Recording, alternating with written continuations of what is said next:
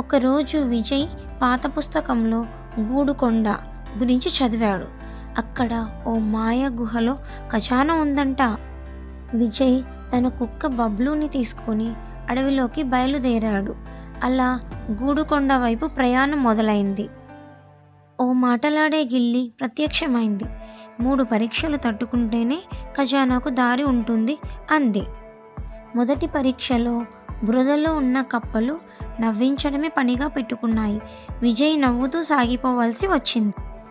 రెండో పరీక్షలో రాక్షసుడితో డ్యాన్స్ పోటీ. విజయ్ స్టెప్స్ చూసి రాక్షసుడు మెచ్చిపోయాడు. చివరి పరీక్షలో బబ్లు గాయపడ్డాడు. ఖజానా దారిని వదిలేసి విజయ్ తన మిత్రుడిని చూసుకోవడమే ఎంచుకున్నాడు. విజయ్ స్నేహానికి గౌరవం ఇస్తూ ఆత్మ గిఫ్ట్ ఇచ్చింది. ప్రేమ, ధైర్యం, స్నేహం అనే నిజమైన ఖజానా. విజయ్ ఇంటికి తిరిగి వచ్చాడు. డబ్బు కాదు, విలువలే నిజమైన సంపద అని తెలుసుకున్నాడు. ఈ కథలోని నీతి ఏమిటంటే, నిజమైన ఖజానా అంటే ప్రేమ, ధైర్యం, స్నేహం. ఇవి మన మనసులో ఉంటాయి. వాటిని వెతకాల్సిన అవసరం లేదు. సహాయం, స్నేహం కోసం త్యాగం చేయగలిగిన వాడే నిజమైన ధనవంతుడు.